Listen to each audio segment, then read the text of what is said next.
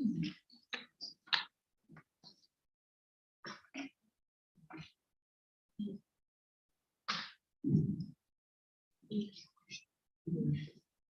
evening. Welcome to this meeting of Woodley Town Council being held on the 7th of February 2023. Can everybody hear me clearly? Yes. Woodley Town Council meetings are recorded. The recording is streamed live and stored on the Town Council's YouTube channel. By virtue of attending the meeting, you consent to having your image and audio recorded for this purpose. If you do not wish for your image and audio to be recorded, then please do not stay for the meeting. For those in attendance, we're not expecting a fire drill tonight, so if you do hear the fire alarm, please head out on the nearest fire exit and congregate at the fire assembly point by the Oakwood Centre at the front of Woodley Park. Prior to meetings of the council, we hold the town forum, which is an opportunity for members of the public to pose any questions they may have to the council. This is limited to a maximum of 30 minutes. Do any members of the public in attendance have a question they wish to ask? Would you like to read your question?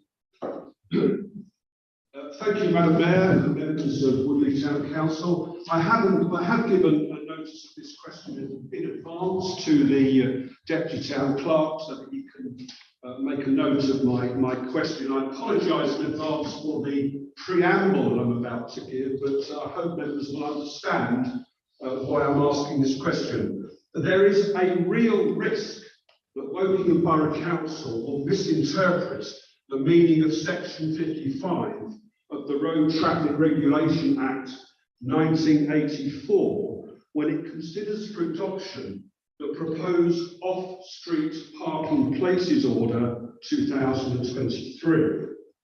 This section prescribes a range of expenditures to which local authorities may apply any surplus funds that parking generates. It is not a list of the reasons for which they may make excessive charges.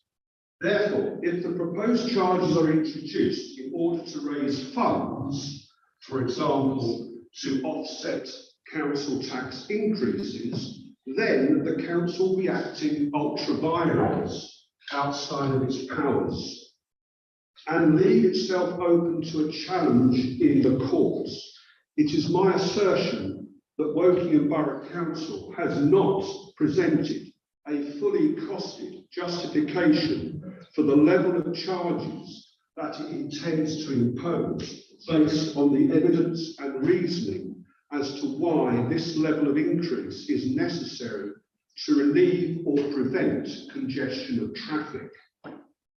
Since it would be illegal for Wokingham Borough Council to set car parking charges in order to provide a source of revenue for other activities, what steps will Woodley Town Council take to challenge the Borough Council should the proposed Off-Street Parking Places Order 2023 be adopted?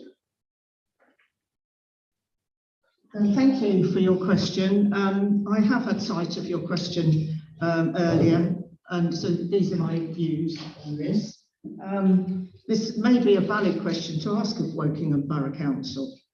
Obviously, members of this council would need to discuss that in further detail to determine whether they believe the funds being raised are indeed being spent unlawfully in line with the Road Traffic Regulation Act. It would be appropriate for the Planning and Community Committee to consider this, if, as you say, the order is adopted. So I will ask for this to be noted and added to the appropriate agenda as and if the order is adopted. Are you happy with that reply? Thank you, Madam Mayor. I'm very content with your response. Thank you.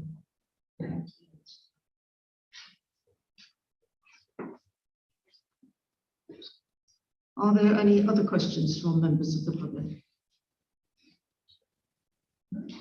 So as there appear to be no more questions from members of the public, we'll commence with the agenda. To To start the meeting tonight, we're joined by Jake Morrison from Citizens Advice in Wokingham. Jake has been invited to attend this meeting tonight to provide a presentation on the work of Citizens Advice and how the organisation is helping people deal with the current cost of living crisis. So I'll hand over to Jake.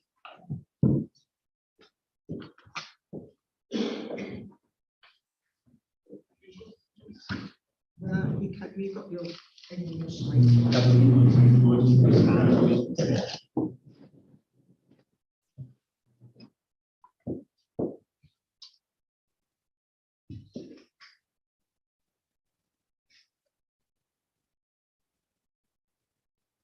I'm happy for this presentation to go around to people afterwards anyway, because there's a lot of words in it, so you probably won't be able to see much of it anyway. Magic's working the projector. That's why it's not working.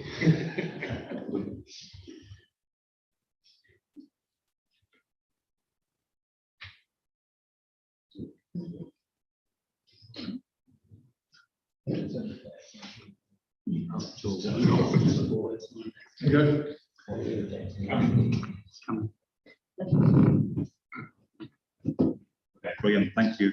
So just while it's loading up, thank you very much for having me along to this season this evening. Apologies to the Borough Councillors who've probably heard this presentation about 20 times this year alone. Obviously, cost of living is a real worry for lots of us. Woodley is the second most popular area where we support, so we cover Wokingham Borough as an advice provider, and Woodley is the second most popular area that accesses our support. We have just gone to the next slide, please. So we are a charity. Citizens Advice is a charity. We are funded by the local authority and by Woodley Town Council as well, and all of the town and parishes. But we are an independent service that is there to empower people with the right advice and information relating to their issue. So we will take any issue that people have got, consider what's actually going on and the circumstances for that individual, and then find the right route of support for that person to be able to make the right choices that suit their needs. So whilst we're funded by local authorities, we are independent. The advice we give is confidential for the individual and it's impartial, just based on a lot of the time the facts. We've put that we're here for everybody, and that's because when I moved here just over 4.5 years ago, we did a consultation around the purpose of Citizens Advice in the borough, and the view was that it was here for a particular cohort of people in our communities. So we've tried to do a lot of work on articulating that there's no wrong reason to get in touch with Citizens Advice, that we're here for everybody regardless of their circumstances, unemployed, employed, older and younger people, etc. Over the last 2 years, we have helped 1 in 10 households, and I know you're used to getting lots of lovely stats, but it is a real statistic in that we took the last census data of the number of households and the unique addresses that we've supported over that time. Of course, the inquiries can go from is this information correct, through to full-blown casework with an individual over, I was going to say 6 months, but some of the employment cases we've been dealing with date back to the start of the pandemic, where it's still going through the tribunal system, for example. Next slide. So an example of one of the cases that there's 2 examples I'm going to give you, but just to try and give you an idea. So if we look at Anthony, for example, he lost his job. He's called us because he needs the basic essentials. So that's what the One Front Door programme does, that we set up with the council and the Wokingham Borough Community Response in the pandemic, was that people would call us to access things like food, clothing, prescription deliveries, because of the lockdown that we had. So he contacted us for a food bank referral. But what we say is that Citizens Advice hasn't really done its job if you just get a food bank voucher, because there's clearly a problem behind the need for that support. So we supported Anthony with the referral, of course, of what they asked for in the first place, but we did the benefit calculator, which is to see what they're entitled to and whether they're getting access to that, to help them understand their entitlements.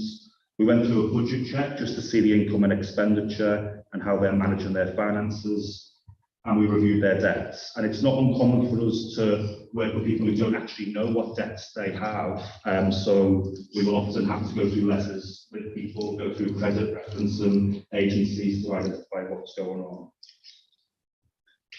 We alert them to what other support available, such as the household support funds and the local grants that exist as well, because we want to maximise support for someone. And the debt solution that we ended up working with Anthony on was a debt relief order, which enables them to move forward onto their next chapter with a write-off of their debts.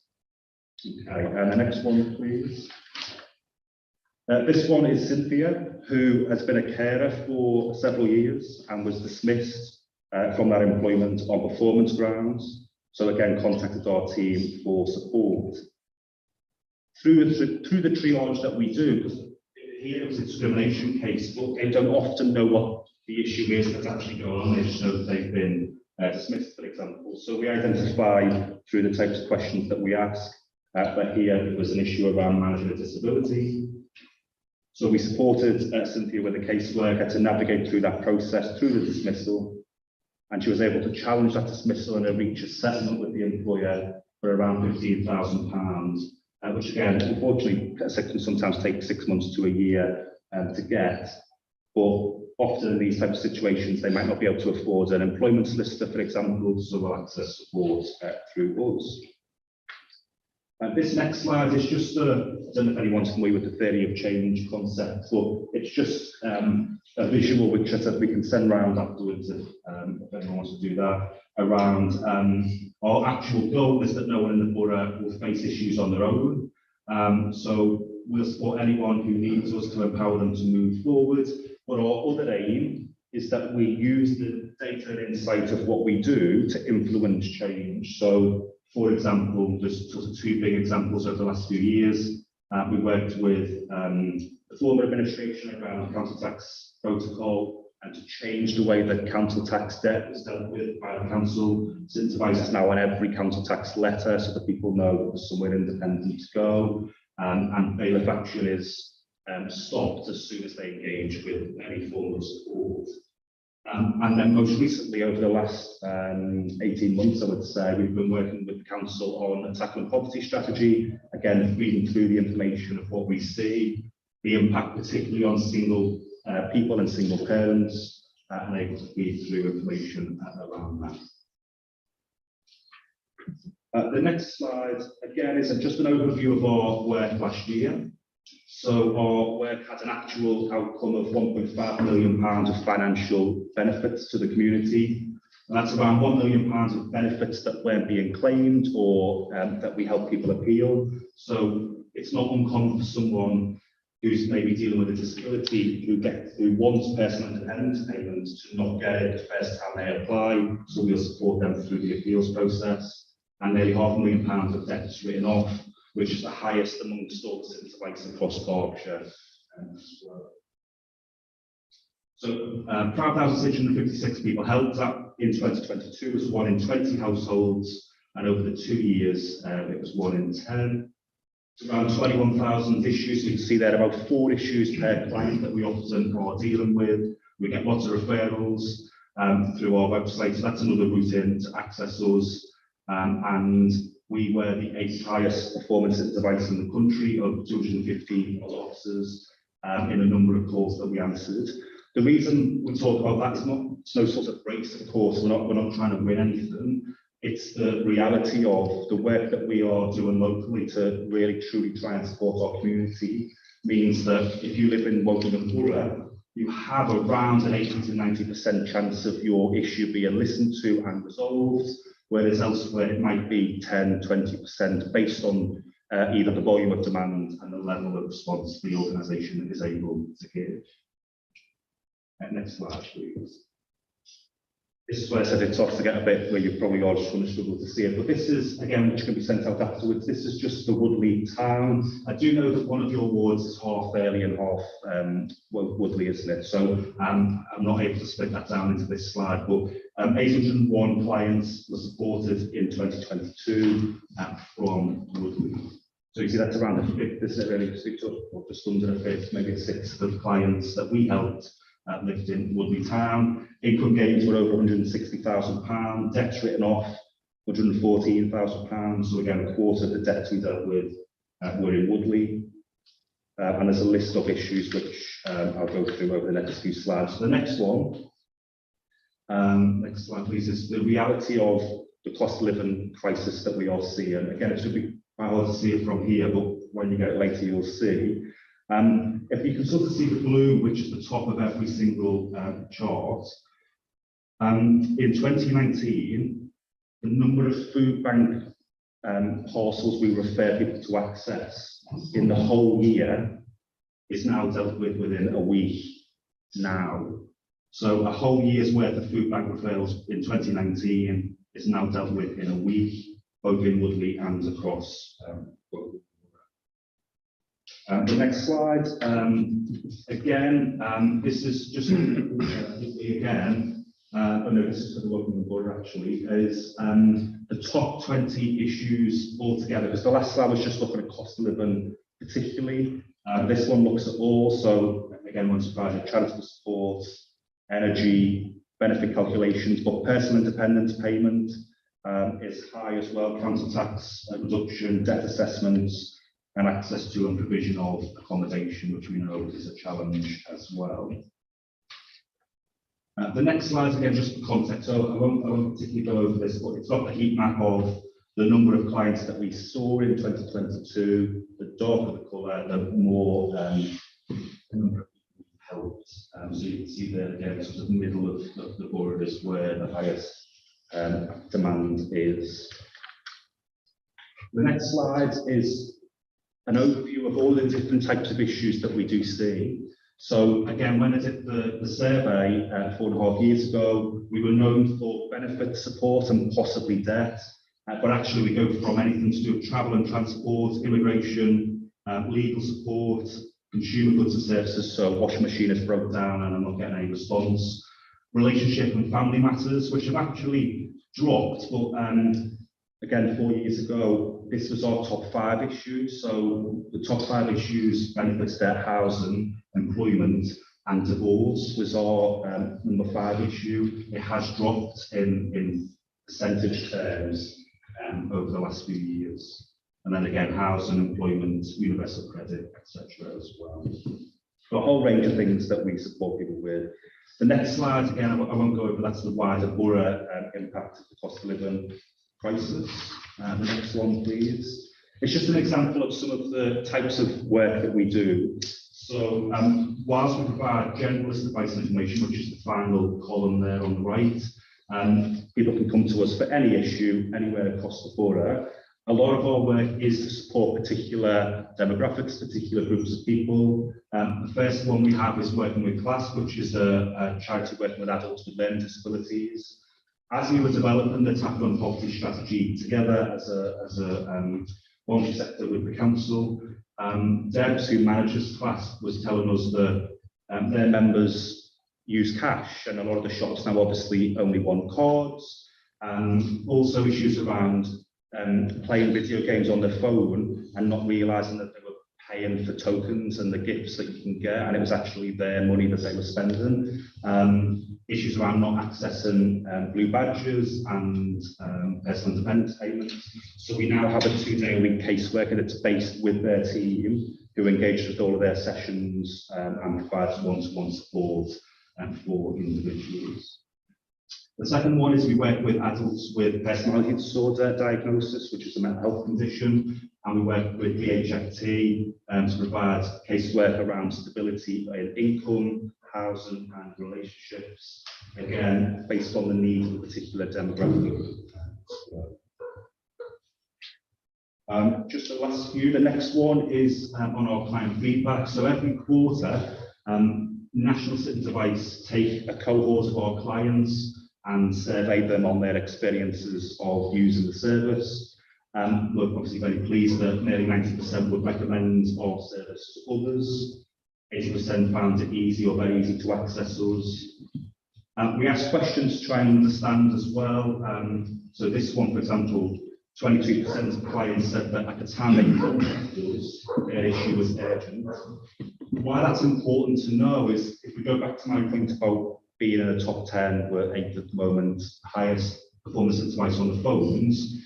If we answer 50%, then obviously this cohort of people who have got an urgent case are less likely to get through. So the more calls we can answer at the earlier stage, the quicker we can identify what the level of urgency is to then provide the appropriate support.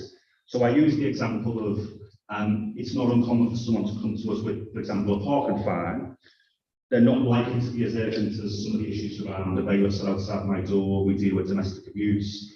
And that's not saying that we value or respond to any issue with any sort of, I don't want to put people in with what I want to say, but we would want to prioritise, of course, an urgent situation. So we want to prioritise domestic abuse or bailiff outside the door, for example, but we would still deal with the parking fine or whatever other issue was, but it might take us dealing with the priority issues. And these last two are about how people felt after they were supported. Can we just go back, sorry? About how people felt supported. So 64% said they felt less stressed, depressed or anxious as a consequence of our support, and 48% saying their physical health was improved. And quite often that's actually linked to the mental health point, which is less stress, less impact on their physical health. And the last two, I'm not going to go through, they are some comments that we can again read. These are from clients about the value of the service on them. And the next one is about what our staff and volunteers say. And we put this up because we really believe in delivering a compassionate service. So unfortunately, again, it's not unusual now for people to call us to tell us that they've taken an overdose or a self-harming. It's really important that we don't say, okay, thank you, but what about your debts, etc. We really want to actually value and listen to what the person is saying to support them as effectively as we can.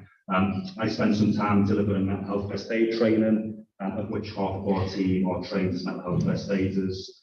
So we really value engaging with our team so that they can effectively support our communities. The end of my presentation. Thank you.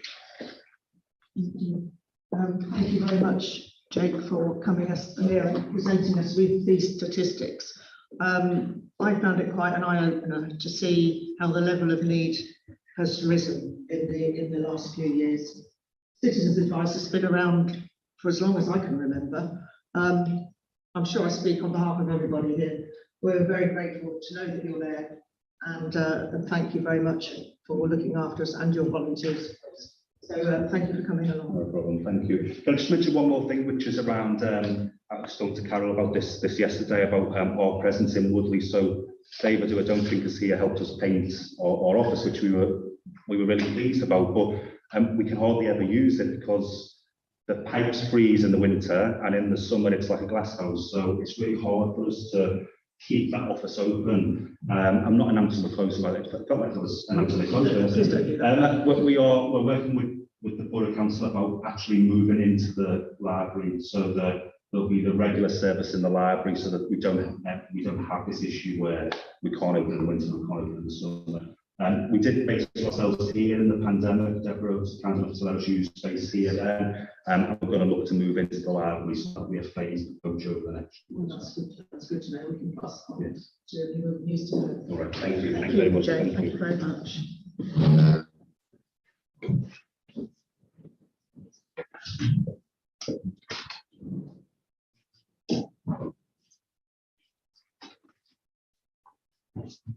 The first item on the agenda is input. Matthew, introduce for absence tonight. Yes, we have apologies from councillors Baker, Bragg, Brindley, Lewis and Rowland. Thank you, and they will be noted. So the next item on the agenda is declarations of interest. Do we have any declarations of interest from councillors regarding any items on tonight's agenda?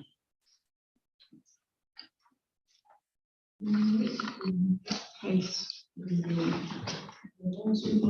3. Which is to receive the minutes of the council meeting held on the 6th of December 2022. The minutes are included with this agenda and can be seen on page 5. Any questions or comments regarding these minutes? Assuming we're happy with these, then can we please move to a vote on accepting these minutes to the true and correct record? So can all those in favour please raise their hands?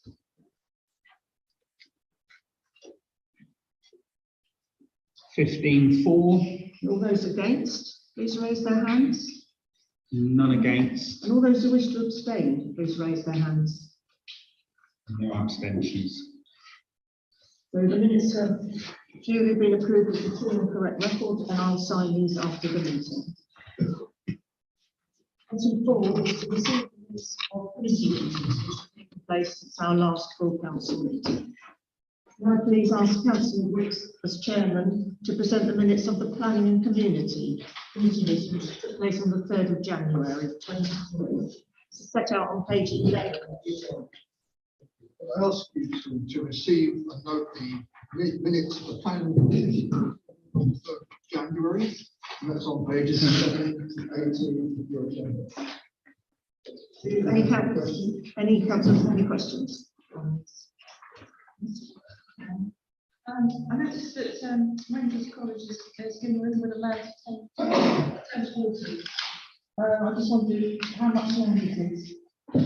Quite a small tranche, I think. Because I think the idea is to try and stop some flooding which has been taking place, I think, all Rangers Road. Thank you. Full council now need to simply vote draft minutes from standing committees. So as such, assuming we're happy with these minutes, I can confirm that they've been noted. Can I please ask Councillor Smith, the Vice Chairman, to present the minutes of the Leisure Services Committee meeting which took place on the 17th of January, as set out on page 19 of the agenda. Thank you, Chair. I'd like to present the minutes of the Leisure Services Committee, which was held on Tuesday, the 24th of January. Items 36 through to 48. Have any questions? On 44, new partnership. Big trees are suggesting that there might be a trouble early to be unified with the EU. I appreciate we can't go ahead with the service we were hoping to provide because we didn't get the people to fix that. But why can't we revisit the suggestion that Councillor Doyle made to have a cafe in Wiltshire Park that would be used like this in the evening? This was under consideration in December 2021 when I asked the question, but between then and last year, it seems to disappear. We haven't had any costings. It seems to me that it's at least worthwhile having a look at that to see if it is viable rather than just. I don't know how the decision was made to leave it out of consideration, but given the changed circumstances that we're not in a position to provide these services at the moment, is it not worth having another look at that to see if it is at all viable? Because we haven't done that yet. Thank you. Thank you. Councillors, we did consider that when we were doing the youth strategy document that we finalised at the end of 21 to the beginning of 22, and that option was discounted because at that time, of course, we were considering the other options for youth provision of youth services. However, we do have another opportunity now, as Councillor Heap said, with some discussions going on with Early Town Council with the service provision that we might very well consider there. Well, I would like to say I'm not discounting the fact that we may very well consider some other provision as part of that, but it would have to be part of that strategy that we'll do there, and maybe we'd have to revisit the strategies for that. Councillor Murray, is there any other updates that you might have for councillors on those discussions? Not a councillor, but I can. No, I'll have to say, I don't know if that councillor's here that was involved. Yeah, I think just for context, there are some discussions happening at the moment with the members of the Youth Services Working Party of this council and the equivalent members over at Early Town Council. We're expanding to have some discussions with potential providers to see how the land lies, whether there's a potential for some more joined up working. There might be, there might not. I think within the context of those conversations, that's something that could come back to S&R if that group discusses that.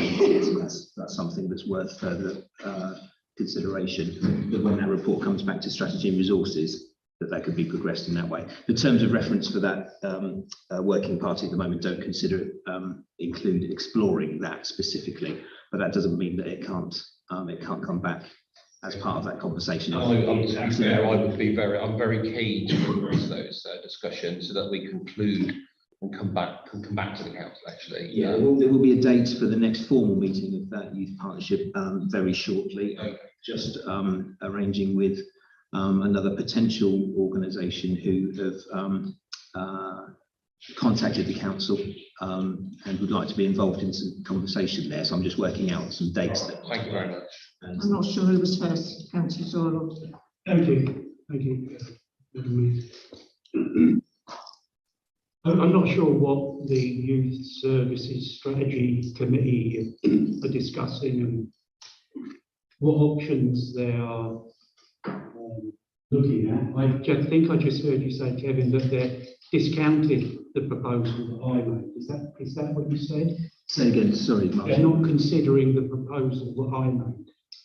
Not specifically at this point, because that's not the brief that working party has got. But in the context of the conversations that working party is having, which is wider about what we might do, right, and before we'll come back to strategy and resources. Well, I attended an S&R meeting where I was asked to put forward a proposal. This was, I don't know, the meeting before last. The chair of the meeting said, what are we going to consider as, youth services going forward? Because we failed to deliver anything to this point. And I put my proposal forward, but I've never been told that it's been discounted as not relevant or not considered, which I find, a little bit of courtesy might have been fairly helpful. A number of us have been under the impression that we are looking at that as an option. You're telling us now that you're not looking at it. If that was the impression that was given, that was never a specific item that was being considered, but it hasn't been discounted. I think to be honest, Councillor, that's come up a number of times at the Leisure Services Committee. I'm sure some board minutes, and that we've said that every single time. So I'm sort of surprised at your comments. Sorry, we are really here to go through the minutes. I think you've had a say, and Alex wants one more, and then Carol, and then we need to move on. I can't understand why talking too early about having some kind of facility possibly is within the brief of this new partnership. But working out just costing the suggestion that Councillor Doyle has made in this council, and at no time have I gone to a meeting and that meeting has said, right, we've decided we're not at a meeting. December 2021, it was still being considered, and then at some point it's just kind of disappeared. I cannot understand why you're not at least doing a costing to see whether it's a viable solution, and that would be providing something in Woodley, not early. I just cannot understand why this situation persists. Thank you. Thank you. Carol? Part of the problem is that the youth services working group, which is actually on the ground and doing some good work where they've got things to discuss. There's reports to S&R, but the Community Youth Partnership reports on the green pages to Leisure Services. It's all about youth, and there are two different places, two different members on those committees, and I really feel that even if you have two different committees, the working group and the partnership, they should be reporting to the one parent committee. I would ask that maybe that should be considered. is discussing this, wider. And I think what's happened is it's fallen between the two, and that mustn't happen. It needs to get those two working together.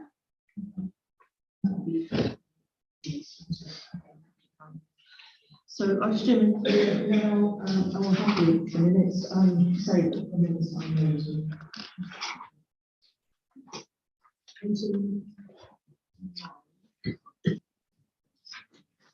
In the absence of Councillor Baker, I'm please ask Councillor Wicks. Can I please ask Councillor Wicks to present the minutes of the Strategy and Resources meeting which took place on 24th of January 2022, as set out on page 25 of the agenda. I'm aware there are 6 recommendations, resolutions made by the committee for the council to either consider or to note. So, Councillor Wicks. Yes, if I can ask you all to note and receive the meeting minutes for the Strategy and Resources Committee on the 24th of January 2023. That's on pages 25 to 50 of your agenda. Questions apart from those associated with the 6 recommendations. I attended the last S&R meeting and I had to sit out an entire section of it because I was unable to read the material we were provided with in order to make decisions about our spending. I mean, the example of it is here. Now, I don't have the best eyesight in the world, but frankly, this is absolutely dreadful. I mean, and I didn't really realise until after the meeting. I came away and I was asked to sit in a meeting. I was given material to make decisions in that meeting that I was unable to actually read. Now, I'd like to ask the chair of the thing, is not here, but I would like to ask the clerks to please not present this sort of material in future in these meetings, because I literally had to abstain from everything associated. And you're looking at me as if I'm mad. Can you read it? I was thinking that whenever I've come to a meeting, I've received all of the paperwork in an email. I've looked on the computer and I've been able to look at it in a proper time. We were given that in the I meeting. don't turn up to a meeting and that's the first time I've seen it. That was the first time we were given that material in the meeting. I'm sorry, I don't want to add. It is not acceptable that you take your time out to attend a meeting and you're given material that is it's illegible. And it wasn't until afterwards that I went home and I thought, that shouldn't happen.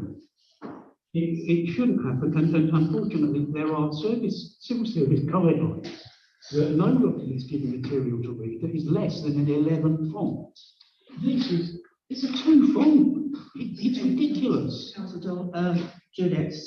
Yes, thank you. And thank you for raising that again, Martin. You raised that on the evening, and I do believe that the officers did say that they would, for the next meeting, change the font size to facilitate the fact that you were struggling to read it. Though I do have to say that I think the majority of people in that meeting were able to read it in some format. And you're right, we were given amendments on the night, but we also did have the papers beforehand, but we didn't have the amendments. So I think it's been answered. Well, they were illegible to you, but other people could read it. But I think it has been addressed in the meeting. The team did say they'd take it away and raise the font for next time. That's good. So it's been addressed and it will be to be dealt with. So, Councillor Wicks, where were they? Oh, do we need to vote on that? Asking for, no, we don't, these minutes are just noted, but we need to go through the recommendations or resolutions. Okay, so one by one. the recommendation 1, which is in the minutes, Appendix C, which is starting on page 39. The recommendation is that the council adopt the 2023-2024 risk management strategy, which is minute 67.1. No, I'm sorry. And can I ask for a I didn't hear that. A recorded vote.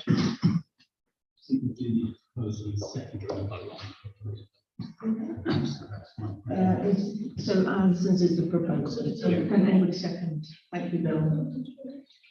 So For and against, staying on that. on The recorded vote. Can we have a vote on the proposal to have a recorded vote? All those in favour, please raise your hands.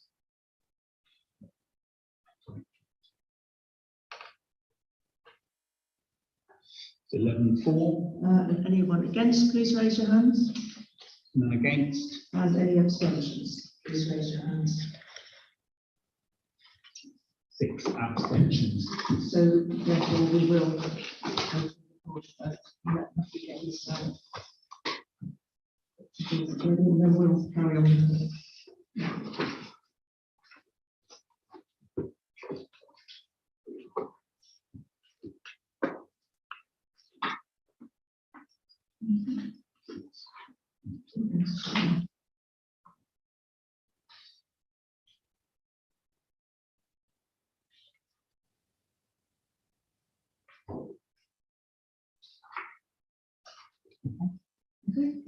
So can I ask for vote for the first recommendation as announced by Councillor Witt? And all those in favour, please raise your hands. Raise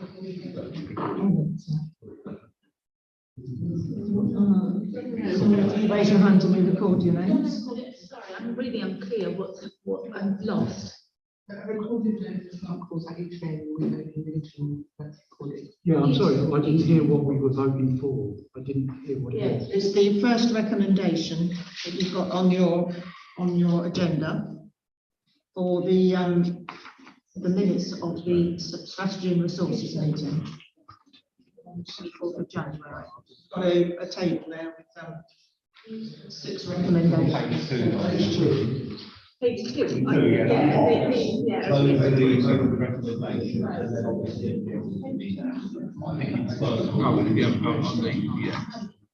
just to report that one.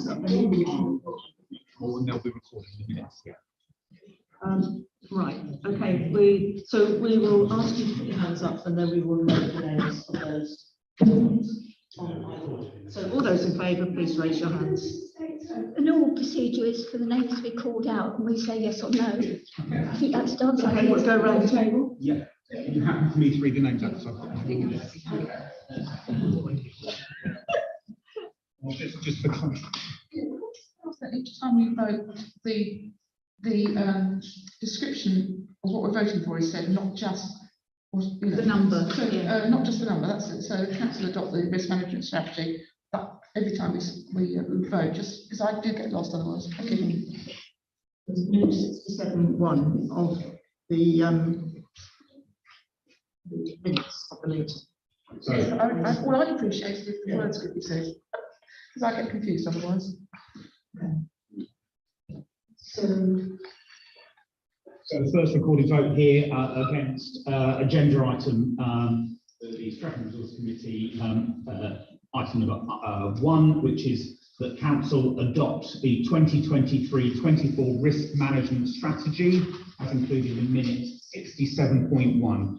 Councillor Alison Jari. Yeah, I expect. Sure. Okay, thank you. Councillor Anderson. Yes. Councillor Chadwick. Yes. Councillor Chen. For. Councillor Doyle. For. Councillor Forer. Councillor Gilder. For. Councillor Green. For. Councillor Heap. For. Councillor Hoskins. For. Councillor Jewell. For. Councillor Lewis. Oh, sorry. Here. Councillor Nagra. Councillor Sartora. Councillor Skegg.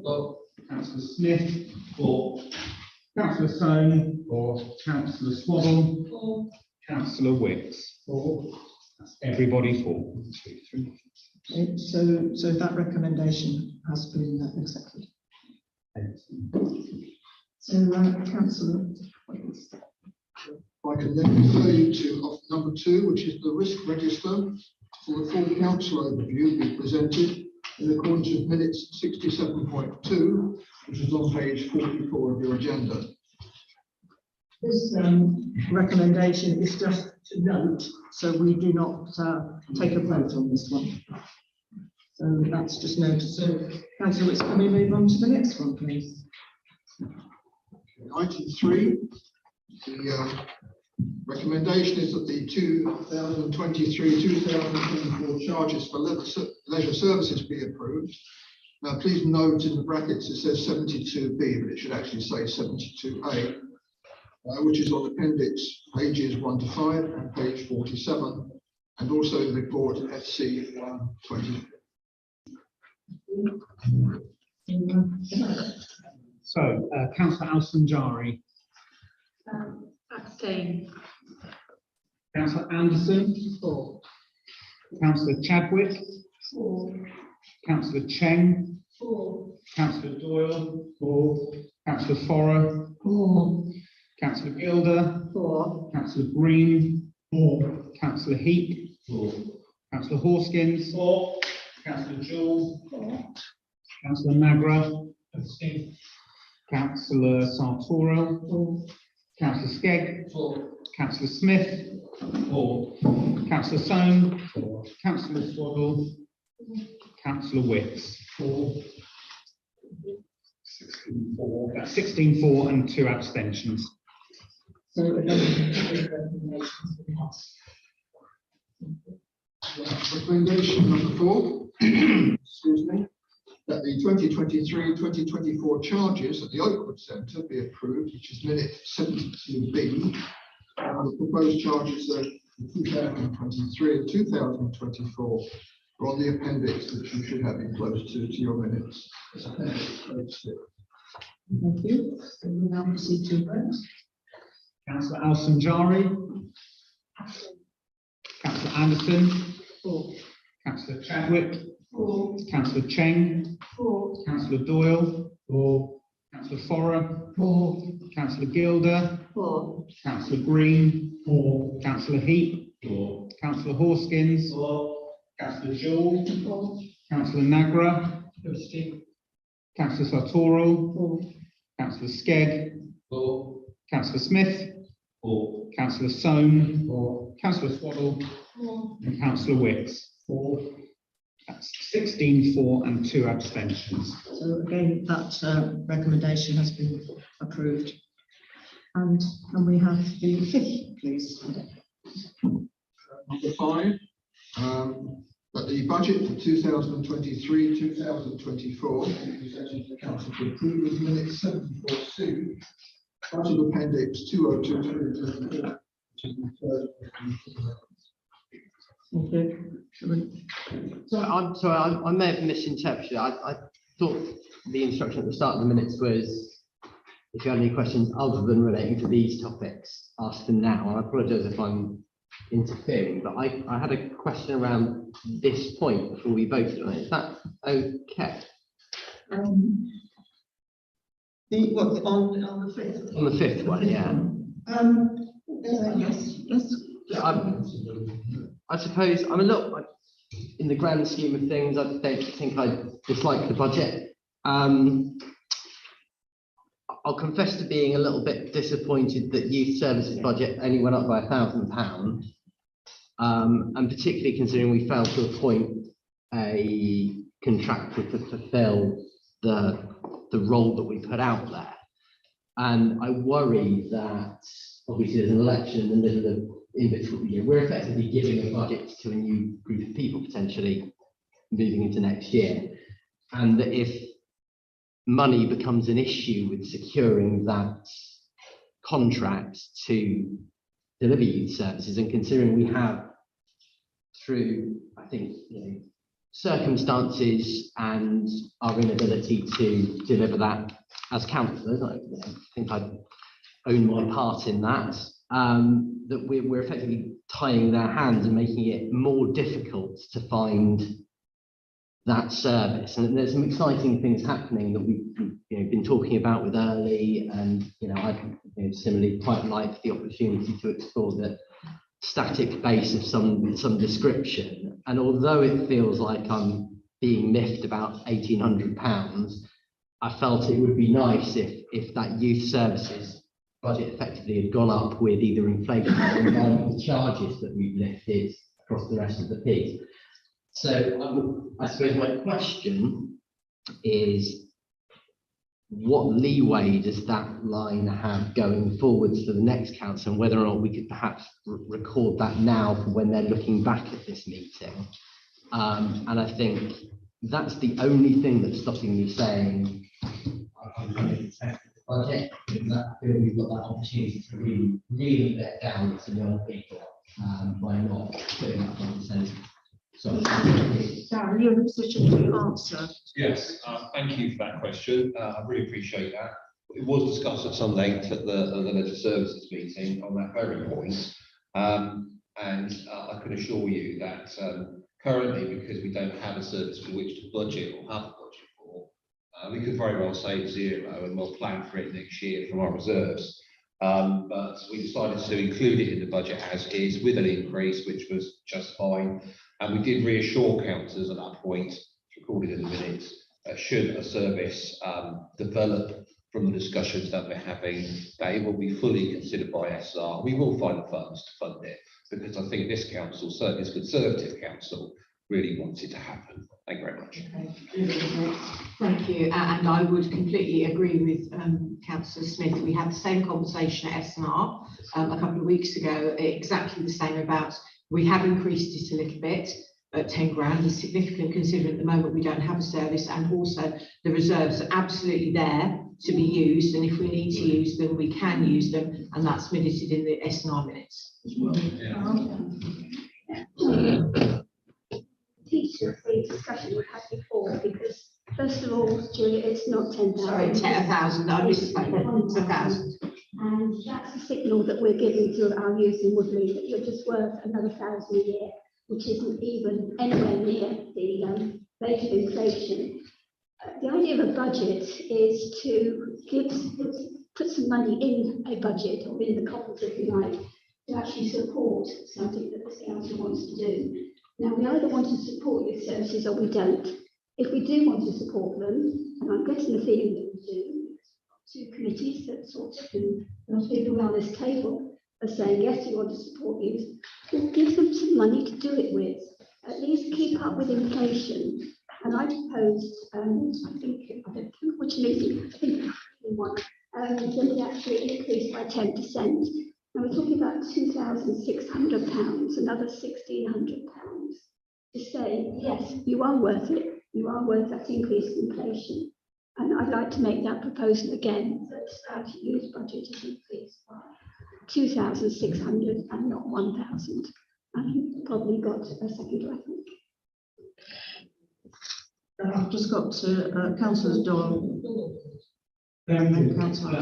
I also was at the SNR meeting, where it was put forward that if we need the money, we'll find it, was pretty much the way it was put at the meeting. Now, that's no damn good when later on, when other councillors are sitting here with a much less budget than is actually required. What we need, if we don't increase this budget in this meeting, the absolute minimum that we should do is minutes that it has been said that we will find the money, whatever is required for youth services, which is what we said at SNR. It wasn't anything in SNR, and it wasn't anything in any service either. It wasn't. You read the minutes. Maybe I missed it. But the point is that I don't want us to go forward unless I'm assured that what has been discussed is actually added to the minutes. Because, the minutes are no damn good if they don't reflect what's being said. My understanding is that they did. I've not seen it in SNR. I read the ones that I went to. Sorry, I do need to let Councillor Alson Giles. Thank you. One of the issues that we raised was that we haven't spent on youth services pretty much the last 2 years. So given that, you know, in some ways we should be in credit, so why hasn't that been added to this as a really brilliant startup budget to set something really good up for, you know, for the last 2 years that we haven't spent on it, which would be an additional, I assume, about £50,000, really. That's what should be in addition to the annual budget of whatever it has been before, and it's proposed here as 35,000. So to give it that boost, to set something up, and then from then on, if you have it so that the running cost of it will be sort of, you know, anywhere between 25 to 35,000 pounds a year running costs, that would seem like a really brilliant suggestion. It wouldn't be taking money out of the budget because we've had that money allotted to this service for the past 2 years that we've not spent. So I'm with Councillor Skegg that it's difficult for me to approve this budget because of this anomaly for youth services. Are the members of the Strategy and Resources who would like to respond at the moment? Sorry. Okay, just want to say on page 30, near the bottom, just above the word resolved, that paragraph is saying, should the cost of providing the service be higher, ... the chairman indicated that he hoped any increased amount will be made available. So there is that flexibility there. Well, because it's a new council, isn't it? You can't make money.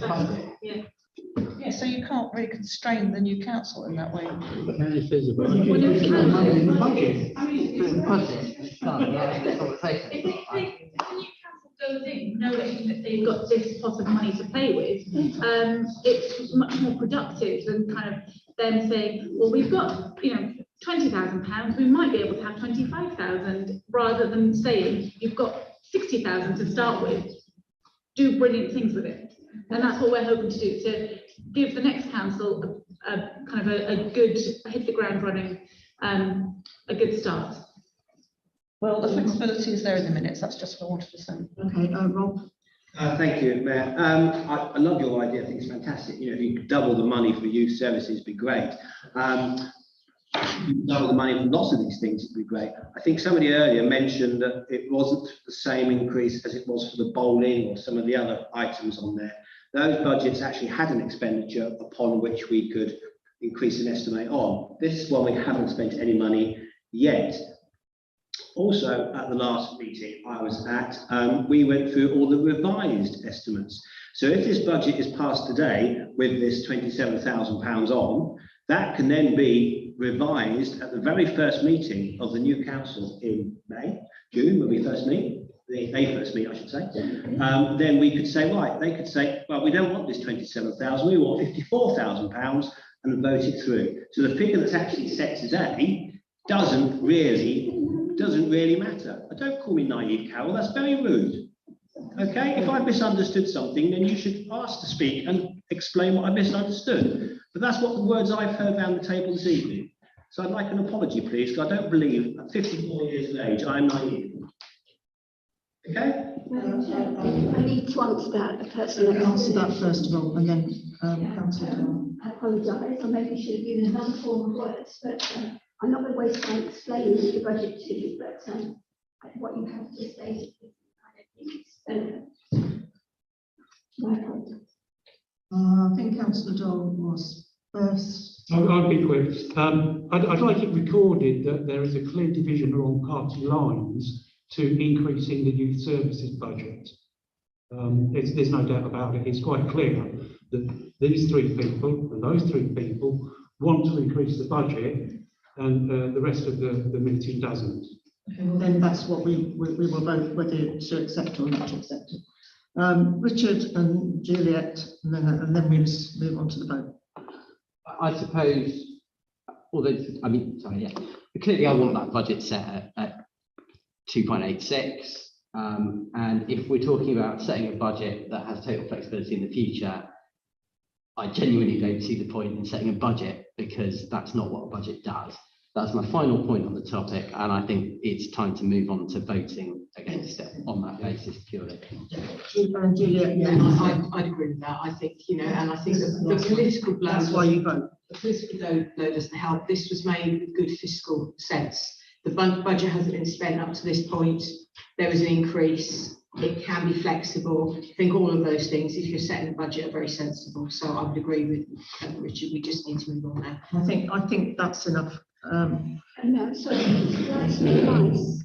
I'd like to ask a question about the reserves, and I don't know whether I should bring that up at 4 or 5, please.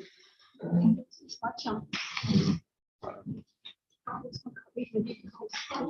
At the moment, we're here to vote for this budget to be approved or not. So, Exactly. Question about it. okay, and hopefully somebody from SMR can answer it then. For Carol. Okay, we are the leader of the chair of that committee, as you can see, is not here. So we're working with other members to see if they can answer. Yeah, I can ask it. Okay, ask it again, and then we're doing. I'd just like to ask, I know normally with councils there is a set amount at which the reserve should be maintained, and it's usually a number of months worth of the operating costs. And I'd like to ask through you, Madam Chairman, of Kevin, as to what that figure should be, as to how many months of, or years or weeks or whatever, of operating costs are required to be maintained, keep the reserves at the legal limit. So it's not a legal requirement, but there's a sort of custom and practice that would be a 3-month operating cost. I don't have that figure that I can give you right. So, sorry, I should have found time to ask you before this. I'm just trying to remember that. But it is important because we're looking at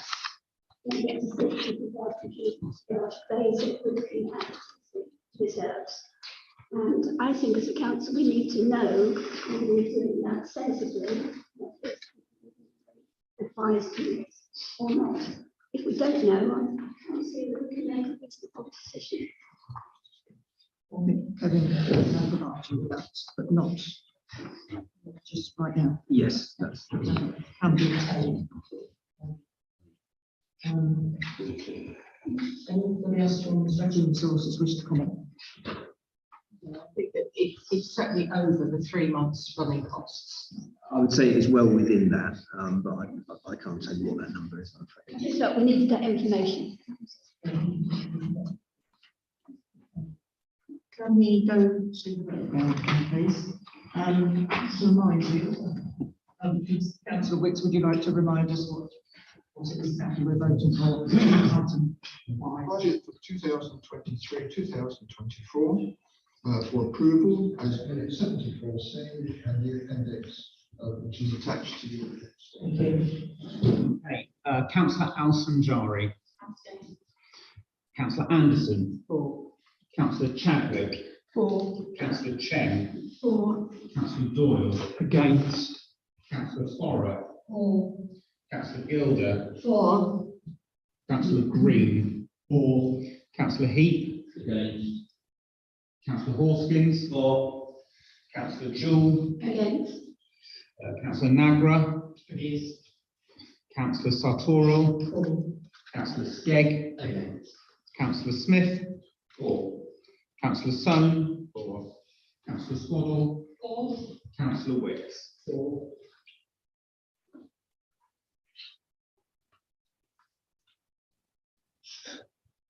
That's 12 for, 5 against, and 1 abstention. Okay. So item 5 then has been approved. Councillor Wicks, can I ask you for the last one? So item 6, that a precept level of 1,195,650 for the 2023-2024 financial year for approval as minute 74C, and there's a budget appendix also attached to them.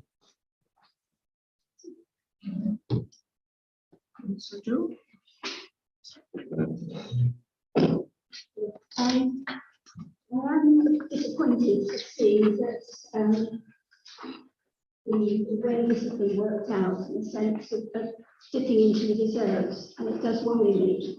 We're living in some uncertain times, and we are governed by external forces in terms of salary scales, for example, for our staff.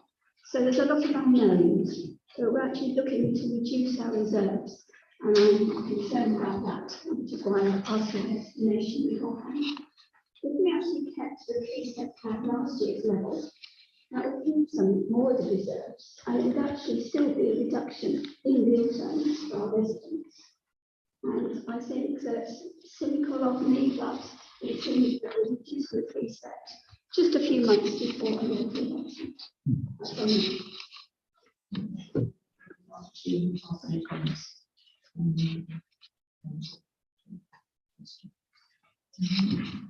Okay, well, that's been noted in the minutes. So we're ready to go ahead to the vote then, please. On the preset level, Councillor Al-Sanjari. Yes. Councillor Anderson. Yes. Councillor Chadwick. Yes. Councillor Cheng. More. Councillor Doyle. Against. Councillor Farrer. More. Councillor Gilder. For. Councillor Green. For. Councillor Heap. Sorry, abstain. Councillor Hawkins. For. Councillor Jewell. Abstain. Councillor Nagra. Yes.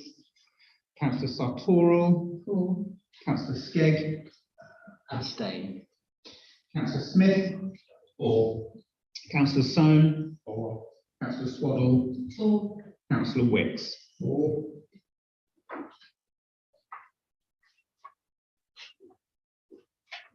That's 12 for, 3 against and 3 abstentions. So, number 6 then, are there any further questions on regarding the minutes of this strategy results? So once again, we're assuming that we are happy with these minutes have been noted. Moving on, can I please ask Councillor Wicks, as chair, to present the minutes of the Planning and Community Committee, which took place on the 31st of January, as set out on page 51 of the agenda. I ask you to note to receive the minutes of the Planning and Community Committee meeting, which was held on the 31st of January this year, which is on pages 51 to 55 of your agenda. Do you have any questions, Anne? Yes, actually, on page 52, item 186, it says the negative responses from the receipts and the I just wondered what was the response received on receipts? Well, they're not committing themselves completely, but the suggestion is that they are not prepared to replace the footbridge, but they are probably going to carry out some repairs.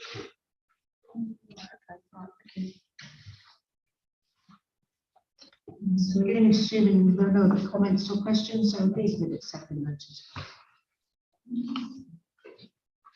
Moving on to item 5 is to receive a statement from the leader of the council.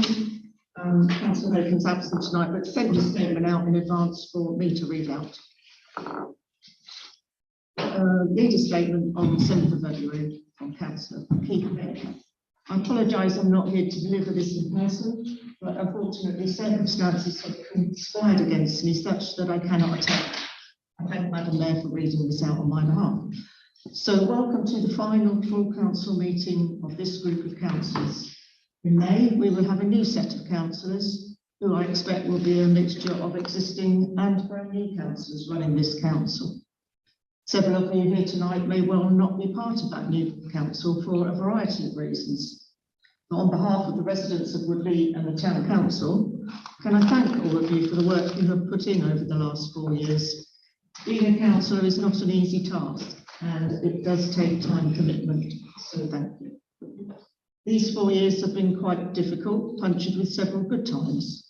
Financially, officers have been brilliant, coping with significant drop in income during the pandemic years, and then driving income back over recent years. We're ending this period with healthy reserves being in excess of 1 million. Additionally, at the same time, we have banked over 2 million in a secure investment ready for paying off the loan on the Oakwood Centre in 2025.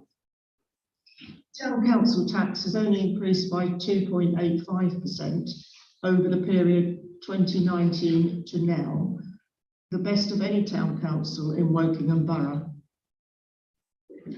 We've also recognised the importance of our voluntary organisations with a 22% increase in grants over the 4 years. Our grant to the Town Centre Management Initiative, now partnership, has almost doubled in that period. The Town Council Capital Programme, although suspended during the peak of the pandemic, was restarted with some significant projects being completed. These include a new grounds depot in Woodford Park, refurbishment of parts of the leisure centre, complete regeneration of the lake, a new play area in Woodford Park, and refurbishment of the theatre in the Oakwood Centre. These are only some of the things that this council has been doing over the last 4 years. There's a lot more, but time prohibits further details. Woodley Town Council remains the best council in Wokingham Borough, serving the residents of Woodley well. I'm sure the new council in May will continue the great work the current administration has carried out over these previous 4 years. So we now move on to item 6, which is the co-option of new councillors. As you all know, following the death of Councillor Mooney and the resignation of Councillor McCann in the autumn, there are now 2 vacant councillor positions. Notice of these vacancies was published, and as no electors called for an election, the council is required to seek to fill these positions via the process of co-option. These positions were advertised for a period of 4 weeks from the 3rd of January, with interested individuals required to fill in an application form and declaration of eligibility.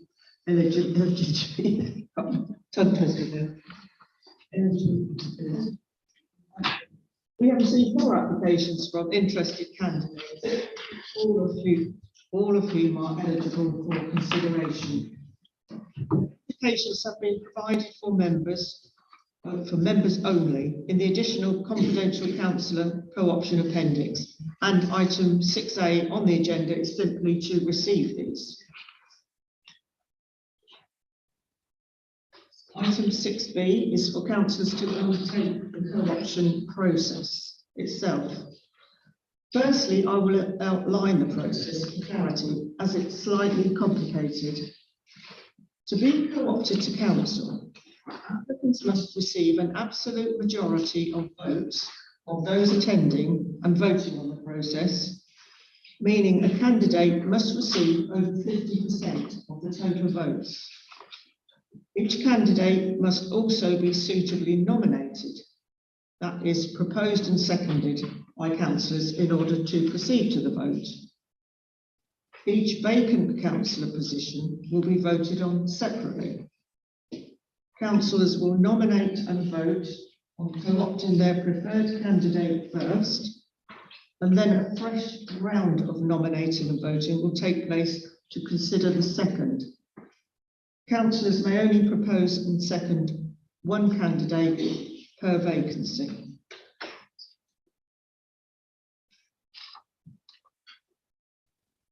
If more than 1 candidate is suitably nominated, should the candidate with the most votes not achieve an absolute majority during the vote, then the least successful candidate will be eliminated and another round of voting will take place until such time as either 1 candidate does receive the majority of votes or no candidate is successful. As mentioned, once 1 candidate has been successfully co-opted, then we will repeat the process again, with members then able to nominate a second candidate if they so wish. I would now like to offer the opportunity to those candidates who are attending the meeting to speak to the council, to briefly introduce themselves, set out their background and experience, and explain why they wish to become a member of the town council. If, following this, members would like to discuss the merits of the candidates further, then the recommendation on the agenda is to undertake this as a confidential discussion. If not, then we can proceed directly to the vote. We will consider this further once we've heard from candidates. May I advise members that this is not an interview process. Members will not have the opportunity to question each candidate. So it's the same as an election. You go to the booth and cast your vote on your choice of the election of the candidate who's standing. So can I now invite Daniel Erawala to speak, please? Thank you.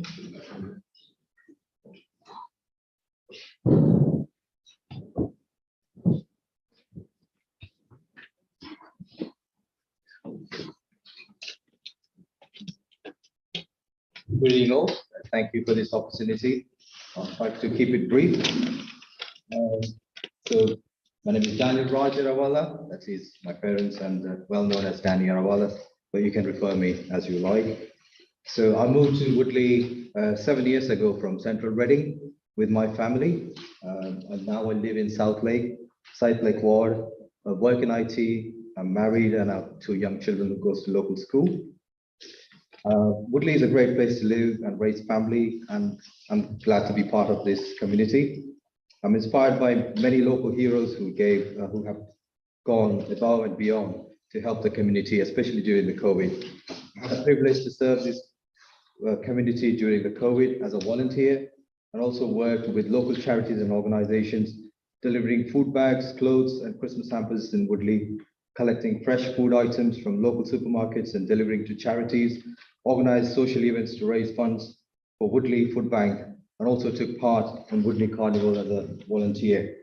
I worked with councillors in resolving concerns and issues of our residents, such as antisocial behavior, speeding, fly tipping, charity support, and street maintenance.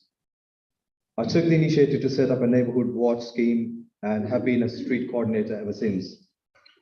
After years of working closely with the councillors and residents in raising concerns to the Woodley Town Council and working on Borough Council, and a sound knowledge of local issues, I would like the opportunity to be co-opted as a town councillor, contribute further to the local community. Thank you for listening. Thank you, Daniel.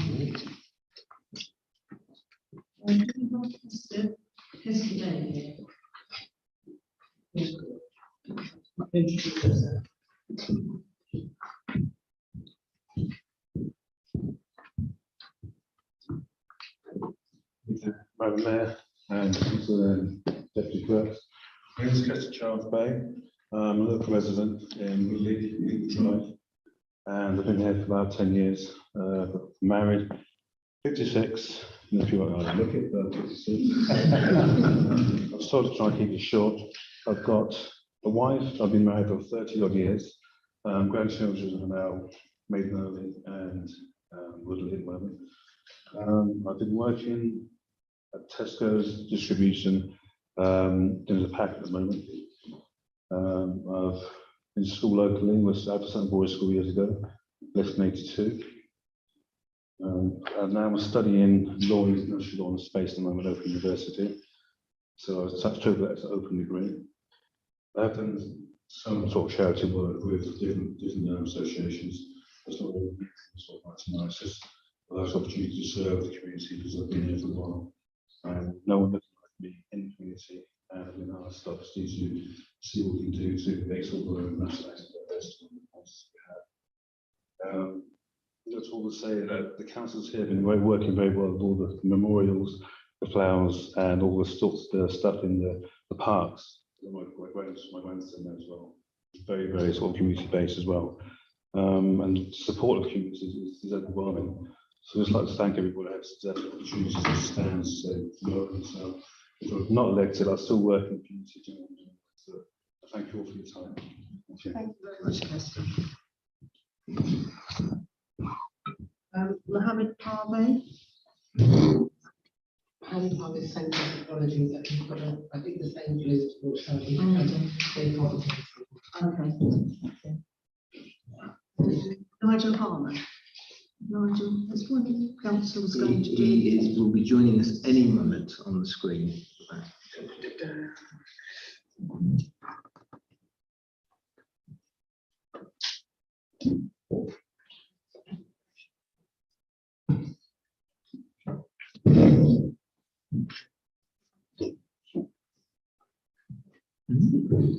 Nigel, can you turn your camera and microphone on if you can hear me?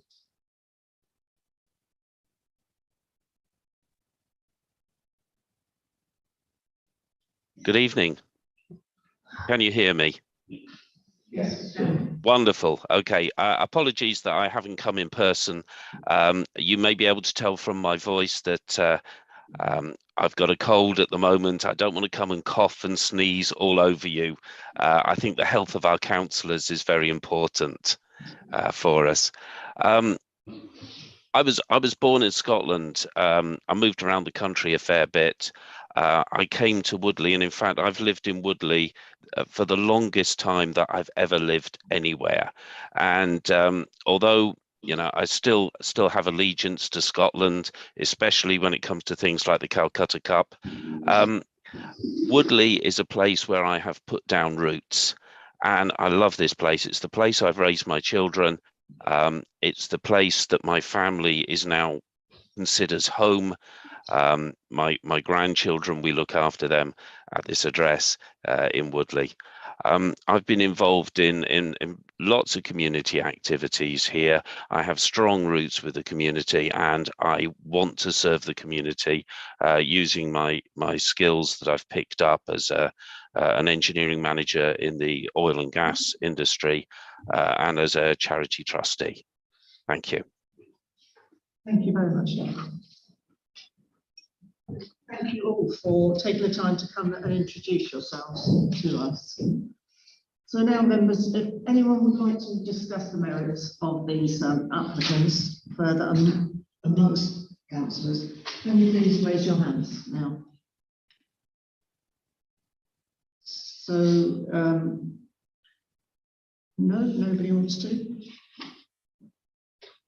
So, in that case, we can proceed to discuss the matter in the public forum. Obviously, those councillors who don't wish to comment do not have to do so, but I think we're ready to move to the votes. So, matter is going to stand on by, so help if we need it. So, do I have a proposer for Daniel Erawala?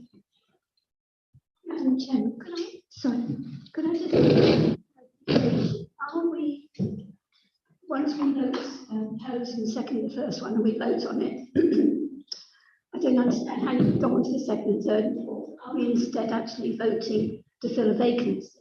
So there's a South Oak vacancy and there's a Bournemouth vacancy. It's just for to stand to co-opt as a council. Not specific to a board, but we are considering one vacancy, so your preferred first as the first round of voting and the first process, and when that's done, we will then go on to the second.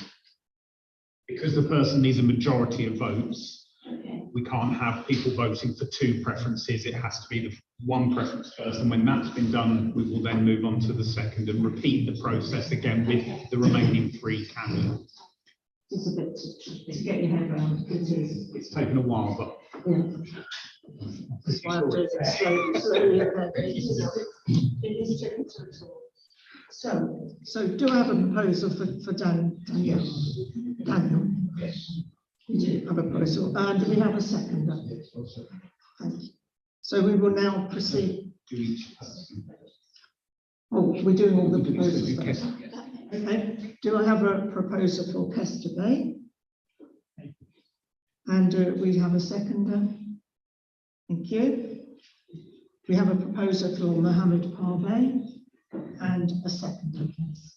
Thank you. And a proposer for Nigel Harman. Thank you. And a seconder. Thank you very much. And that's all noted. So we will now proceed to the vote. The first candidate is Danielle. So all those who would like to vote for Danielle to be co-opted onto the council, please raise your hands. Is that right? Yeah. No votes there. And Kester. And for Kester, all those who wish to vote for Kester, please raise your hands. That's 3. And all those who wish to vote for Mohammed Parvez, please raise your hands.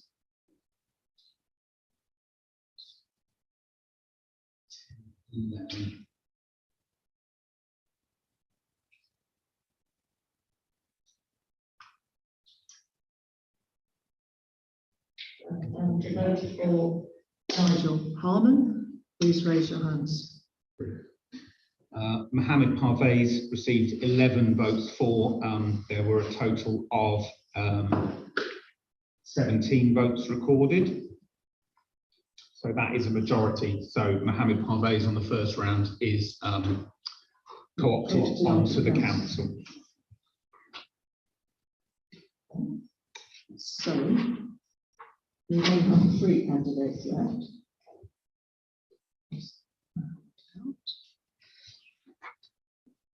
So this is a fresh vote. So councillors who previously nominated a candidate are free to nominate a new candidate if they wish. So once again, I'll ask for nominations for the remaining candidates. Do I have a proposer for Daniel? Thank you, and a seconder. Thank you. A proposer for Kester Bay. Thank you, and a seconder. Thank you. And a proposer for Nigel Harman. Thank you, and a seconder. We have. Thank you. So we will now proceed to a vote. The first candidate is Daniel. Those who wish to vote for Daniel, please raise their hands. 11. All those who wish to vote for Kester Bay, please raise your hand. 3. And all those who wish to vote for Nigel Harman, please raise your hands. That's 3. Daniel again received 11, so that is a majority. So Daniel is co-opted onto the council. Please just make a comment, it won't take very long. We all know what the electorate's wishes are, which is that we had a Conservative councillor in Bournemouth and a Lib Dem councillor in Southend. We're very disappointed, but not surprised that that has been recognised. And we have a few people that have been nominated. But I've got to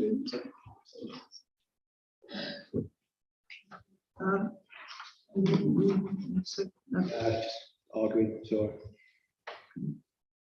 So I can confirm that Daniel Erawala and Mohammed Parvez have been duly co-opted to the position of town councillor. Congratulations.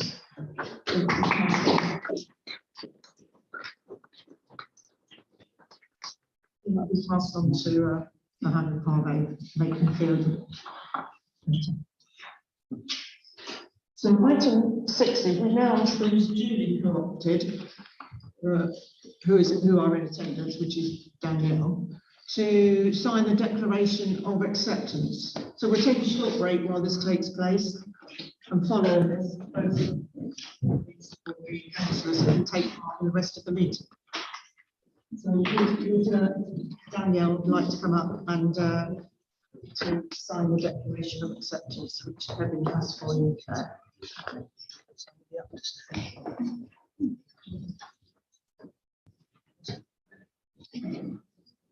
Hayden, congratulations. Declaration of acceptance of office. Previous one, just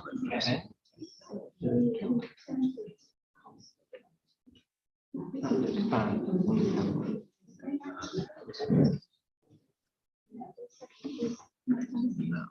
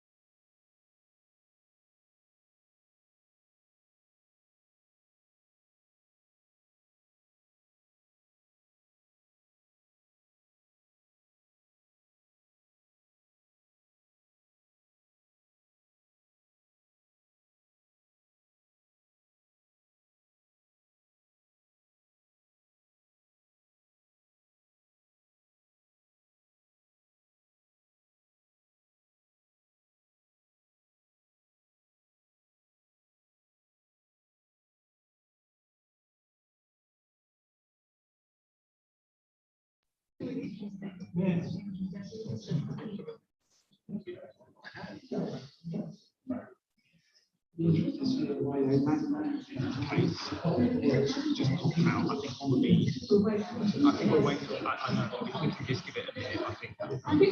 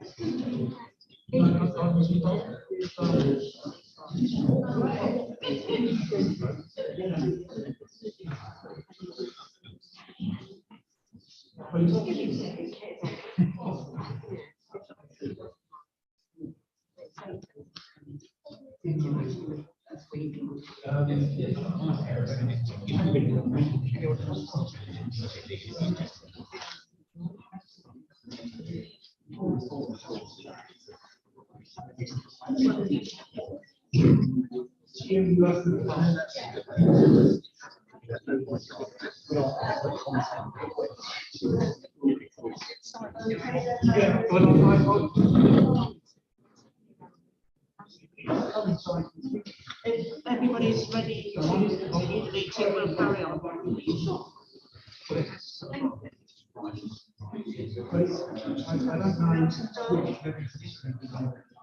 Councillor Doyle, we're ready to continue. You're fine. The Deputy Clerk will be in touch with Mohammed Parvey to arrange for his signing of the Declaration of Acceptance. Move on to item 7. Next item is on this agenda is a new item relating to the direct debit mandates. Kevin, would you like to explain this further? Yeah, just thank you, Madam Mayor. Just to know, you members won't have seen this before. We had a recommendation in the interim audit report that members should see sight at some point during the year of which direct debits the council actually has set up. Although those are reported in payments report that goes through strategy and resources, so it was a recommendation for those items. And the intention there is to just provide this annually at this meeting. So the agenda asks us simply to note the debit mandates which have been signed and those which are in place, as Kevin said. So anybody have any questions? No? So assuming that no one has any further questions, we'll move on to the next item. Item 8 on the agenda is a proposal for a new seating area to commemorate the coronation of King Charles III. Again, I'll hand over to Kevin. Thank you. So the report on page 57 outlines a proposal for some commemorative seating as a project for a permanent commemoration of the coronation of Charles III. That would be in addition to an event that would be put on which we're looking at in the context of the information that's coming out from the Palace about timings and dates of things that are happening nationally and more locally. The proposal here relates to a type of seating which you can see in the appendix on page 62, which is a recycled resin product, which has an environmental element to it in so much as it is 100% recycled materials and is produced in such a way that's carbon neutral. The intention is to create a seating area that's really pleasant side of the Oakwood Centre in an unused space towards the end of the building here. Those of you familiar with it will know there's a timber wall partition between the hard standing area and the intention there is to create a living wall where, as part of that space, although that's not part of the funding here, that's something that we're and the Cost there is £6,500. The proposal is that could be funded from the remaining funds in the capital programme, which is just over this year. And we believe that we will get an estimate on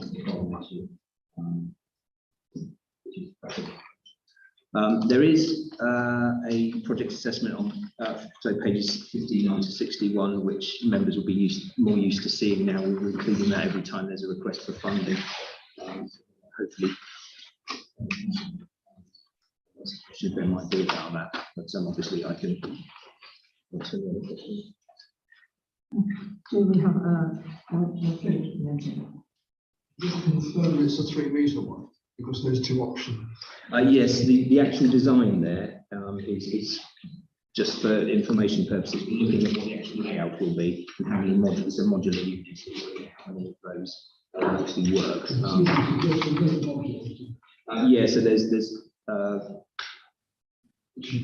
yes, and you can arrange them in a twist or in a semicircle. There's 2 sizes mentioned on the brochure, 3-metre and 5 metre. Yeah, what we were looking at probably is something that is more like the if you see the white one there, so 2 of those facing each other. So it's kind of feels like a bit more like a room.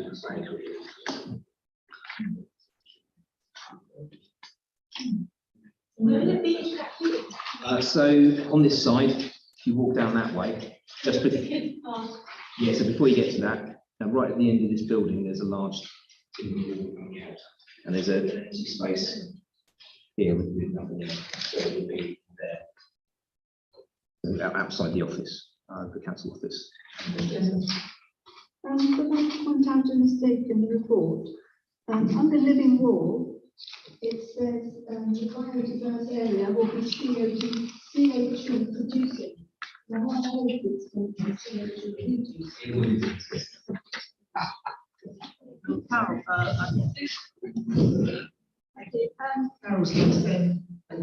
I'm not against seating, I just wouldn't call it seating, it's more perching. Being vertically challenged, I just wonder about the ease of sitting on here. So that was one question. There's no back to it, so it's not a seat that one can relax on. I think if you relax on this, you probably fall off the other side, and children might well do that as well. And I believe that what residents have been asking for is some more seating to overlook the play area. That's where you need to sit down while they play. So whilst I'm not against this, I think it's in the wrong position, unless it's meant not to be for general use. And it's in an enclosed area, there's much now got big, and also there's no back to it.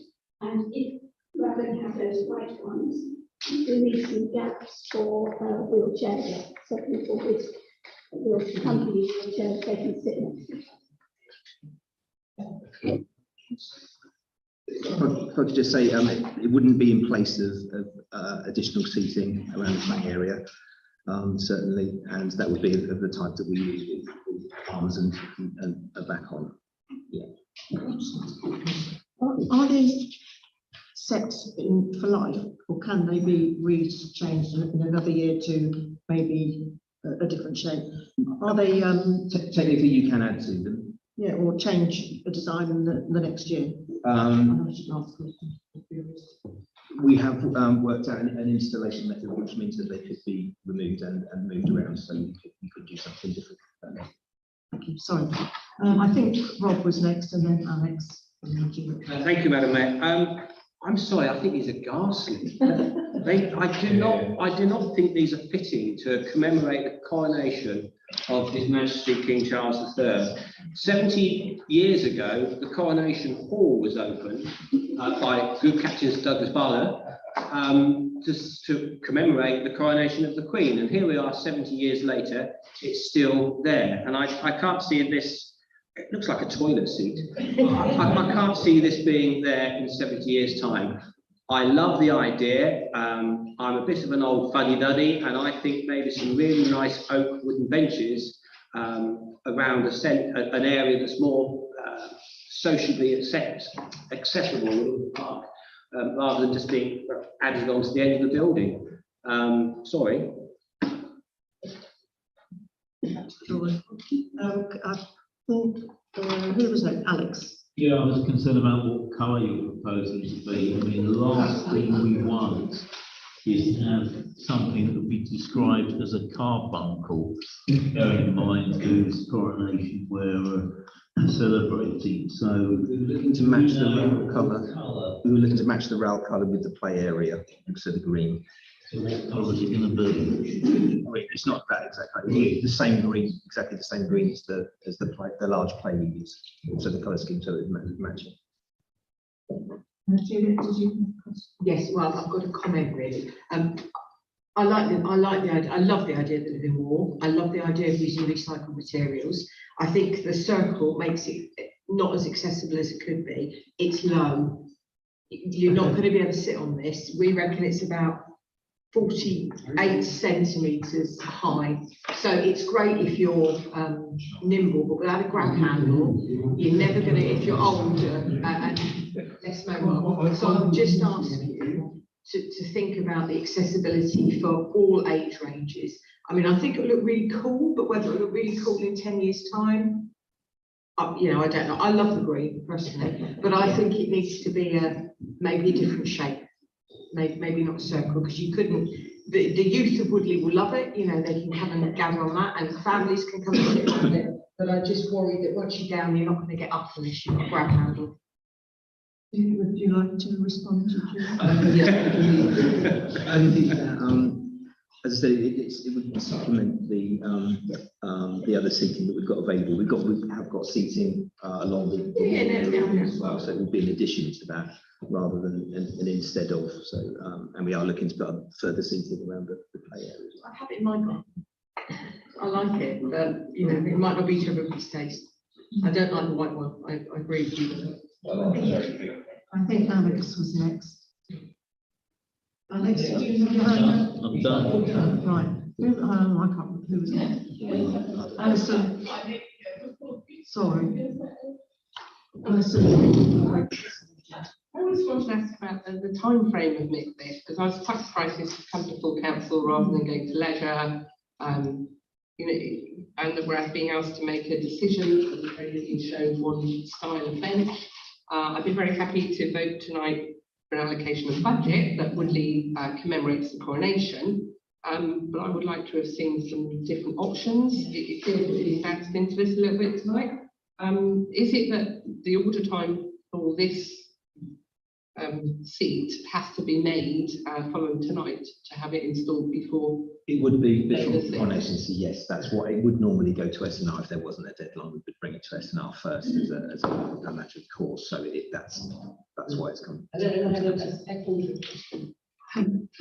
Just about how vandal resistant the materials is meant to be, because we all know that young people do actually pen out and make their mark on various play equipment. So how easily cleanable, removable I believe that's similar to the moulded sections that you'd have on play equipment. So depending on what's been used, you should be able to get most things off. It is as with anything that's plastic or resin, it can be scratched, so it's not completely bulletproof in that sense. But it's on par with the play equipment, so we'd have the same sorts of issues. Thank you. Yeah, I just think that I know it's recycled plastic, but just the look of plastic when we're talking about anything sustainable, I just think it just doesn't fit, and to have all that plastic there, especially with all the plastic that's in a play park, that's the first issue. So, like, the major issue I have with it is accessibility. I wouldn't be able to use this either because of how low it is, how slippery it is. Thirdly, realistically, how often is it going to be used, given the weather that we have here? Is it possible to have some kind of shelter or a canopy or something? It doesn't have to be a full sort of, 3 walls and a roof structure. But is it possible to have something that will remain dry, for people to sit on and enjoy and expect? I don't think we have anything like that here, and that's a real shame. We don't have any seating around it. It's kind of weather resistant, and I mean by weather resistant, in that you can enjoy it regardless of how wet it is. It's certainly possible to add something at a later stage, perhaps something like I think called a sail, like the sensitive stage, but smaller, that kind of thing, perhaps. That area there, at different times of the year, does tend to catch sun and get some shade from the building that pokes out. So it is quite a sunny area. But yeah, that is something that could be this proposal. Yeah, can we prioritise accessibility again? Yeah, it does seem to have sort of come up from nowhere, a consultation, given how kind of people have felt about the big sort of walls, garden, whatever it is, that thing outside Waitrose in the precinct. That seemed to have sort of popped up without a consultation, then it was just there. The consultation was more about what seating we wanted to have or what plants we wanted in there. And it would be really good just to have more. I mean, this is, you know, if it's going to be for the public and we spend money on it, we should have some kind of consultation. I understand, I mean, you know, we could have it, you know, around the year or to commemorate Charles if you want, but it doesn't necessarily have to be within that tight deadline. I would rather it wasn't rushed, and if, at the moment it feels like we need to have it done for then. We can have a kind of screen projectors or some kind of service if we want around Woodford Park for the coronation. So we can start a community event, but it doesn't need to be this big unveiling of this thing. The unveiling can happen at any point to commemorate, I think, and rather than rush it through. Okay, Jen. I agree with what Councillor Alton-Jari has been saying, and also I didn't mention it before because I thought I was being a fuddy-duddy, but I agree with Robert that you know, I'd like something like benches or something, and I think this is ghastly. I really do, and I think we need a consultation. Why do we have to have a decision, or why does it have to be up before the coronation? You'll be crowned. Being crowned for many, many years to come.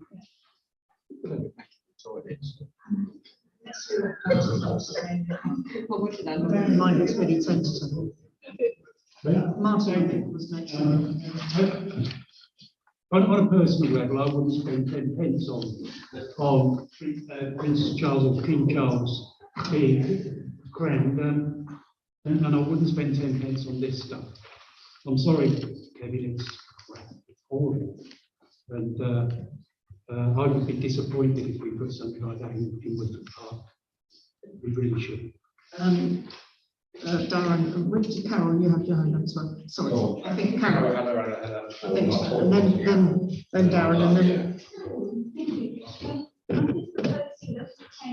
Recommendations, hearing what everybody's saying.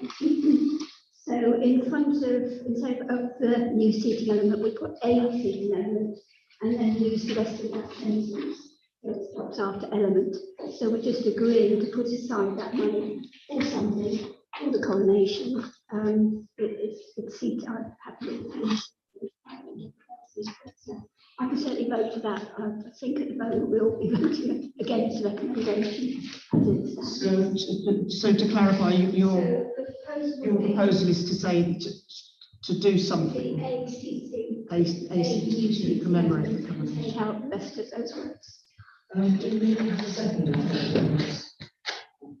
Okay, so we'll go to a vote on that one. Oh, sorry, I forgot Darren.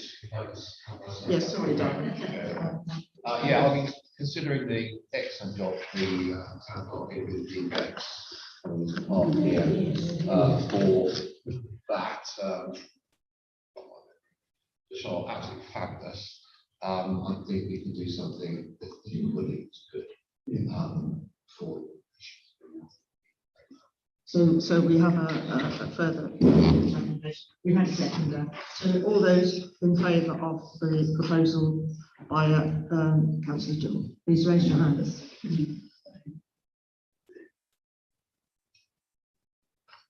That's everyone that's 16.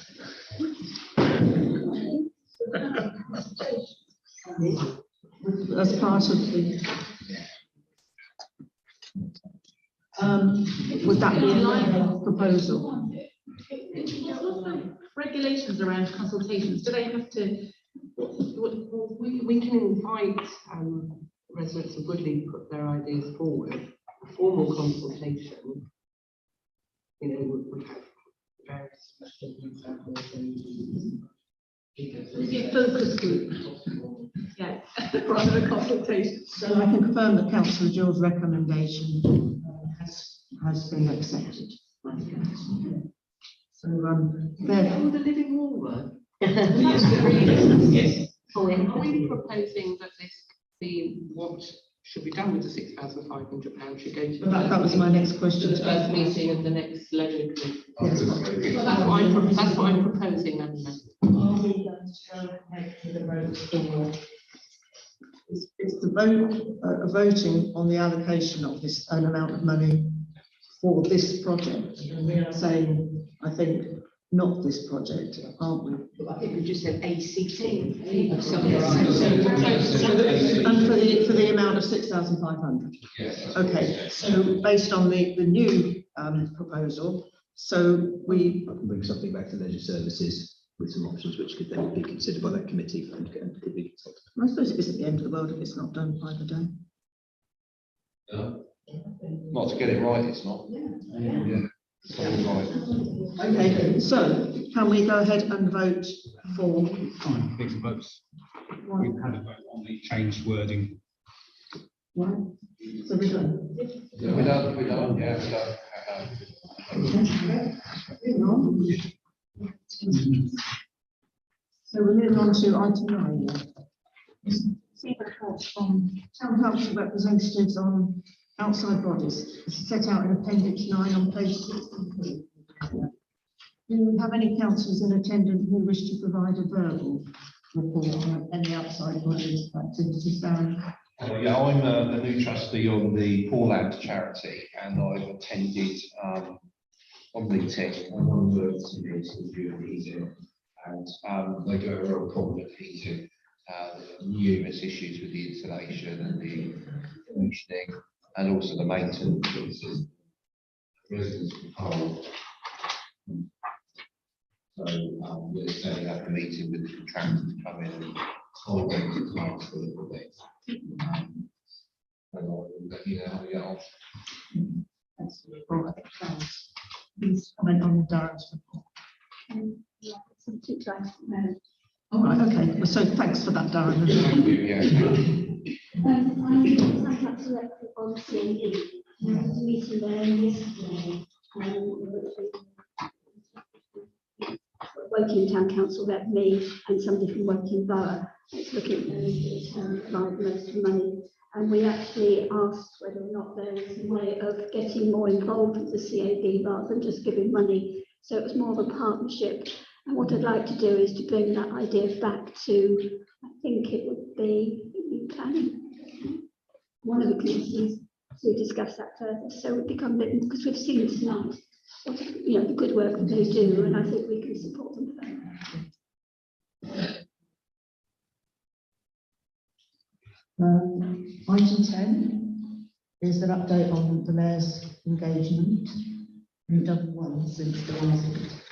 So that's set out on the appendix 10 on page 60. Item 11 is future agenda items. Does anybody have any items they wish to be included in a future agenda? Item 12, publicity and website. Does anybody have any particular matters they wish to be publicised or included on the website? Alex? Yes, I mean,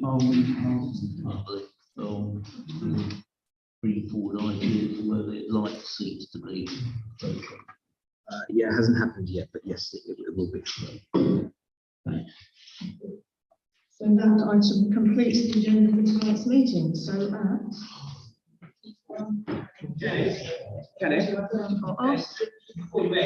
This is our last meeting. Last full council meeting.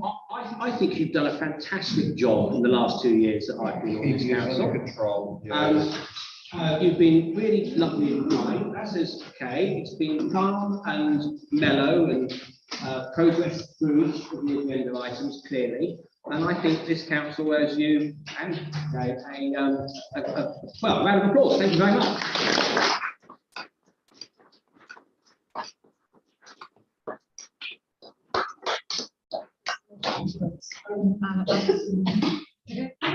And I think everyone would agree. We'd like to say a huge thanks for all the help, support, the expertise, professionalism of Kevin and Matthew throughout the whole year.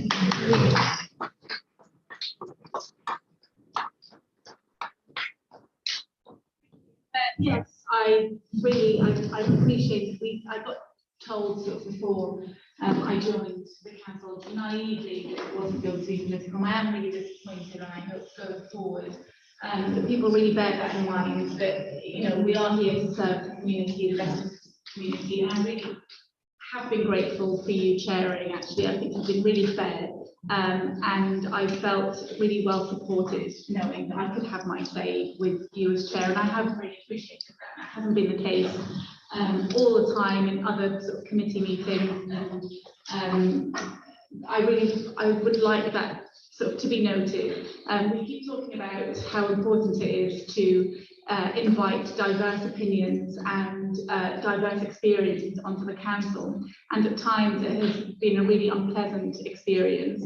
It has been quite lonely to be the only councillor elected from one political party, and I've been really disappointed, and I felt that it's because of the politicisation that good things haven't always been able to be done, and sensible things, because of party lines. That's been really frustrating, and I think it will put a lot of people off. So going forward, I would really encourage everyone to sort of work in the spirit of the community rather than party politics. I couldn't be sort of, to one party because I'm such a minority. So my interests have always been for the community. But I do definitely thank you for how fair you've been and how supported I felt coming to meetings, knowing you were chairing, and definitely for the town clerk as well, Deborah. I've got to give a big shout out to her. She's been so supportive of me. Again, knowing that I was here on my own, I didn't have a group to lean on for a while, and I was new to this role. She was so supportive. I think that's really important. I would hope and expect that you definitely will carry that on with whoever comes in, because it can be a really daunting experience, and to encourage more people to sort of step up to represent their communities and offer diverse opinions.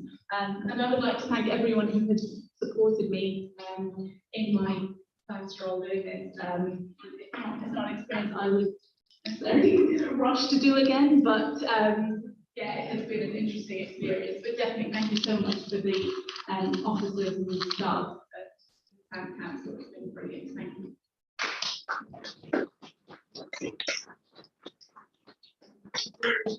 Words, and my idea of working is that we all work together, so I have tried to be fair, and you've all supported me because I've never done this before, so I've learned a lot and I've enjoyed every minute, which I was saying at the last one, so thank you all very much. So